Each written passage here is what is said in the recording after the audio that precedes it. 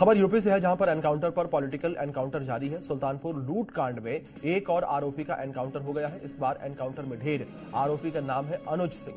अनुज सिंह से इससे पहले केस में मंगेश यादव का एनकाउंटर हो चुका है, जिसके बाद अखिलेश यादव ने जाति आधारित एनकाउंटर पर सवाल उठाए।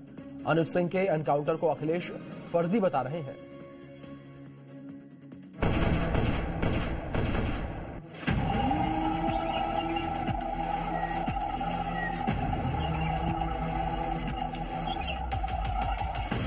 चलो, अखिलेश यादव जी का इच्छा तो पूरी हो गई। कम से कम ठाकुरों को इनकाउंटर करके उनकी इच्छा की पूर्ति तो हो गई।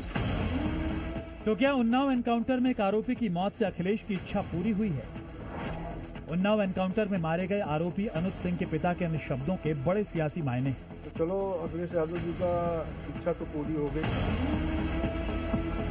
समाजवादी पार्टी के मुखिया अखिलेश यादव यूपी में हो रहे एनकाउंटर को लेकर मुखर रहे हैं, मगर अनुज सिंह एनकाउंटर में सरकार से ज्यादा उन पर सवाल उछाले जा रहे हैं। इन आरोपों की तह तक जाएंगे, लेकिन उससे पहले जानिए उन्नाव में आखिर हुआ क्या। अनुज सिंह सुल्तानपुर डकैती कांड का एक आरोपी था।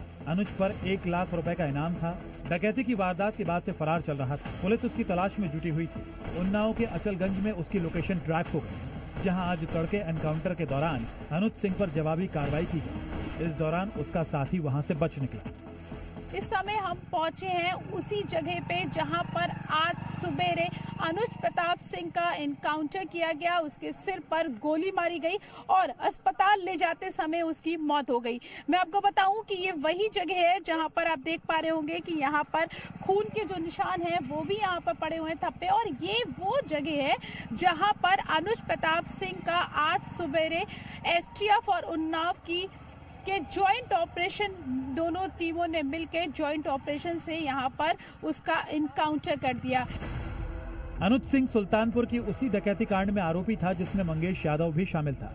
इस केस में मंगेश यादव पहला आरोपी था जो एनकाउंटर में ढेर हुआ था, जिसके बाद SP चीफ अखिलेश यादव ने एनकाउंटर पर सवाल खड़े किए थे और मंगेश यादव के घर भी पहुंचे थे। तब अखिलेश यादव ने एनकाउंटर को जाति आधारित बताया था।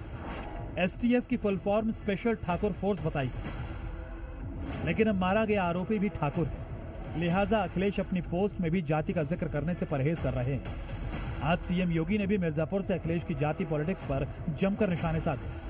जो लोग जाति का नंगा खेल खेलते हैं, समाज को आपस में लड़ाने का कार्य करते हैं, ये वही लोग हैं जो माफिया और बड़े बड़े अपराधियों, दुर्दांत अपराधियों के सामने पहले गिड़गड़ाते थे, नाक रगड़ते थे, दंगाइयों के सामने नाक रगड़ने का काम करते थे।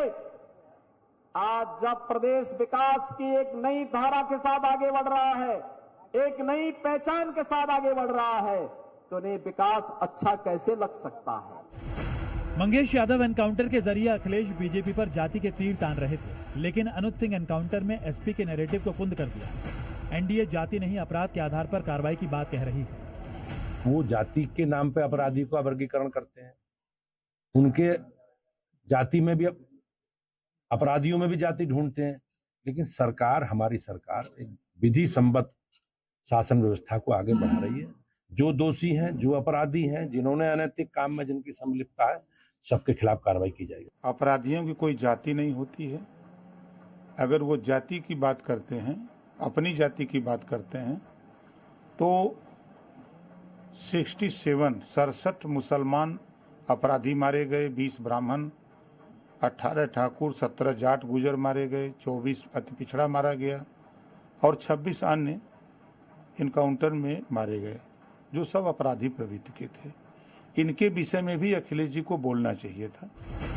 स्पेशल ठाकुर फोर्स से लेकर हाफ एनकाउंटर के आरोप लगाने वाली समाजवादी पार्टी एनकाउंटर से लॉ एंड ऑर्डर के मुद्दे पर शिफ्ट हो चुकी है और फिलहाल जाति पर मौन है। ये तो बाबा जी का राज का करिश्मा है कि दिन दहाड़े ज्वेलर के घर में डकैती पड़ रही है। ये मामूली चीज नहीं है। कानून का राज खत्म हो गया है, जंगल का राज पैदा हो गया है।